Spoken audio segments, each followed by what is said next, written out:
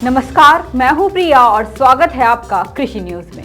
आइए नजर डालते हैं कृषि से जुड़ी सबसे बड़ी खबरों पर। रुक करते हैं पहले हेडलाइंस की ओर। पूसा में आयोजित किया गया 94 ICAR फाउंडेशन डे। झारखंड में हुई मूंग की बम्पर उत्पादन। छत्तीसगढ़ में पायलट प्रोजेक्ट शुरू होने की तैयारी। उत्तर प्रदेश में आई थाईलैंड की सुपर नेपियर घास। महाराष्ट्र के काजू किसान हुए काफी चिंतित। ओडिशा में धान की खरीद में हुई गड़बड़ी। अब खबरें विस्तार से। 94 ICAR फाउंडेशन डे और अवार्ड सेरेमनी 16 जुलाई 2022 को AP शिंदे सिम्फोसिस हॉल में NASC पूसा नई दिल्ली में आयोजित किया जा रहा है। केंद्रीय कृषि और किसान कल्याण मंत्री नरेंद्र सिंह तोमर ने इस कार्यक्रम का उद्घाटन किया। आयोजन के दौरान ICAR द्वारा विकसित प्रौद्योगिकियों की 75,000 सफलता की कहानियों का संग्रह देश भर के सभी 731 कृषि विज्ञान केंद्रों के माध्यम से 75,000 से अधिक किसानों ने भाग लिया। झारखंड में किसान उत्पादक संगठन से जुड़कर ग्रामीण क्षेत्रों की महिला किसान कमाल कर रही है। अपनी लगन और सूझबूझ से वो बेहतर उत्पादन हासिल कर रही है, साथ ही इससे उन्हें अच्छी कमाई भी हो रही है। इसी के तहत झारखंड के गोड्डा जिले में महिला किसानों ने मूंग की खेती की थी। इस बार उन्हें बम्पर उत्पादन हासिल हुआ है, जबकि झारखंड में मूंग की खेती ज्यादा नहीं की जाती है। इसके बावजूद महिला किसानों ने मूंग की खेती की और जबरदस्त उत्पादन हासिल किया। ग्रामीण महिलाओं की इस उपलब्धि को देखते हुए उन महिलाओं को सम्मानित भी किया गया है। छत्तीसगढ़ में किसानों की आय को बढ़ावा देने के लिए और जैविक खेती को राज्य में प्रोत्साहित करने के लिए अब किसानों से गोबर की खरीद के बाद छत्तीसगढ़ सरकार राज्य के किसानों से गौमूत्र खरीदने की योजना बना रही है। इससे संबंधित योजना राज्य में तैयार की जा रही है। ध्यान देने वाली बात यह है कि राज्य के पशुपालकों को आर्थिक तौर पर मजबूत बनाने के लिए और पशुपालन को लाभदायक बनाने के लिए राज्य सरकार पहले से ही राज्य में किसानों से गोबर खरीद रही है। अधिकारियों के मुताबिक उत्तरी छत्तीसगढ़ के कुछ जिलों में पायलट प्रोजेक्ट के तौर पर इसकी शुरुआत की जाएगी। साथ ही आपको बता दें, अगले 2 सप्ताह में इस योजना के शुरू होने की उम्मीद है। उत्तर प्रदेश के हरदोई जिलों में इन दिनों किसान थाईलैंड से आई सुपर नेपियर घास की खेती कर रहे हैं, जिससे किसानों की कमाई तेजी से बढ़ रही है। यहाँ 200 बीघे वाले किसान भी 10 बीघे में सुपर नेपियर घास की खेती करने वाले किसानों से पीछे होते जा रहे हैं। साथ ही सुपर नेपियर के किसान आकाश शुक्ला ने बताया कि थाईलैंड से आई घास पशुओं के लिए उत्तम चारे के रूप में अपनी जगह बना रही है। इसे सुपर नेपियर हाथी घास भी कहा जाता है, जिसकी अच्छी बिक्री है। ऐसे में पारंपरिक खेती करने वाले किसानों ने कभी सोचा भी नहीं होगा कि एक वक्त ऐसा आएगा जब घास की खेती होगी। लेकिन मैं जिस घास की बात कर रहा हूं वो बहुत ही खास है और किसानों की अच्छी कमाई करवा रही है। महाराष्ट्र के काजू किसान इन दिनों काफी चिंतित हैं। काजू के घटते उत्पादन के कारण उनकी चिंता बढ़ गई है। किसानों का कहना है कि बेमौसम बारिश, तापमान और कीटों की प्रकोप के कारण इस बार उनके फलों की पैदावार में 70% तक कमी आ सकती है। इसी कारण किसानों को आर्थिक नुकसान का सामना भी करना पड़ सकता है। आपको बता दें, महाराष्ट्र में काजू का उत्पादन पिछले कई सालों से प्रभावित हो रहा है, जिसके कई कारण हैं। बेमौसम बारिश इनमें से एक है, क्योंकि बेमौसम बारिश के कारण फूल सही से खिल नहीं पाते हैं और पैदावार प्रभावित होती है।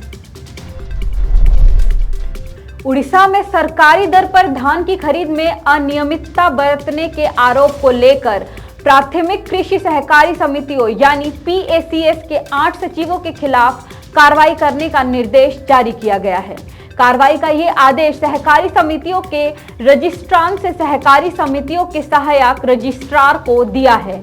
आरोप है कि साल 2021-22 के दौरान जानबूझकर धान खरीद के लिए तय किए गए गाइडलाइंस का उल्लंघन किया गया है। इसके कारण प्रदेश के सैकड़ों किसानों को नुकसान का सामना करना पड़ा है।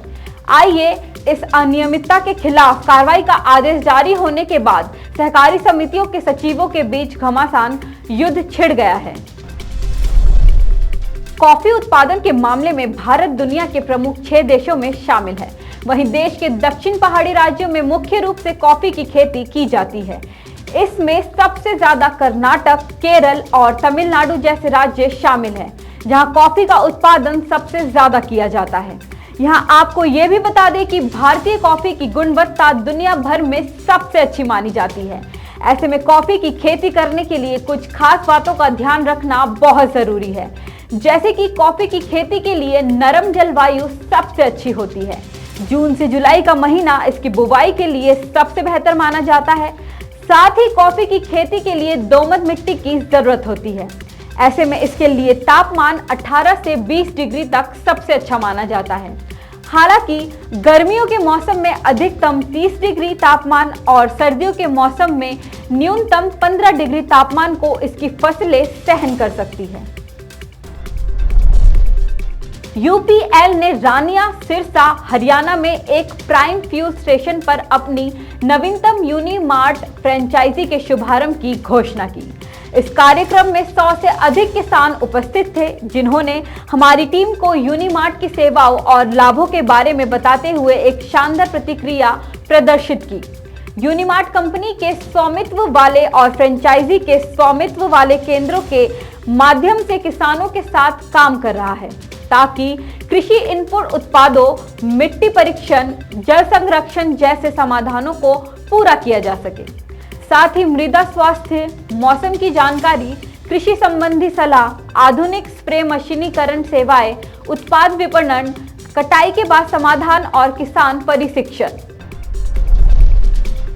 स्वान ने पेटेंट और क्रांतिकारी तकनीक फ्लूपिरिमिन के लॉन्च की घोषणा की। प्रौद्योगिकी को विभिन्न फॉर्मुलेशन के तहत मूल कंपनी यूपीएल के साथ ये विकसित किया गया है। आपकी जानकारी के लिए बता दें, MMAG जापान द्वारा बनाई गई फ्लूपिरिमिन और यूपीएल द्वारा सह विकसित कंपनी का लक्ष्य YSB और BPH जैसे कीटों से महत्वपूर्ण चरणों के दौरान धान की रक्षा करके धान की खेती में चेंज द गेम करना है, जिससे फसल के स्वास्थ्य को बढ़ावा मिलता है। पीने के पानी और स्वच्छता विभाग के फॉर्मर सेक्रेटरी परमेश्वर अय्यर को 2 साल के लिए नीति आयोग का मुख्य कार्यकारी अधिकारी यानी कि CEO नियुक्त किया गया है। ऐसे में सरकार ने हाल ही में ये जानकारी दी कि अब स्वच्छ भारत स्वच्छता मिशन का नेतृत्व करने वाले रिटायर्ड सिविल सर्वेंट परमेश्वर अय्यर नीति आयोग के नए CEO है। आपको बता दें, अय्यर का कार्यकाल 2 साल का होगा। मौजूदा CEO अमिताभ कांत का कार्यकाल 30 जून तक समाप्त हो चुका है। कार्मिक मंत्रालय के आदेश में कहा गया है कि अय्यर की नियुक्ति समान शर्तों पर है, जो भी कांत के लिए लागू थी। मौसम विभाग के अनुसार दिल्ली, नोएडा, गुरुग्राम, गाजियाबाद, फरीदाबाद समेत NCR के इलाके में आज बादल छाए रहेंगे। मौसम विभाग ने बताया कि आज इन इलाकों में हल्की बारिश हो सकती है। कुछ इलाकों में आंधी तूफान और बिजली चमकने की भी आशंका है। दिल्ली का अधिकतम तापमान 37 डिग्री सेल्सियस और न्यूनतम तापमान 28 डिग्री सेल्सियस रहने की संभावना है। आज के लिए बस इतना ही, लेकिन ऐसे ही अन्य जानकारी के लिए बने रहिए हमारे यानी कृषि जागरण के साथ। धन्यवाद।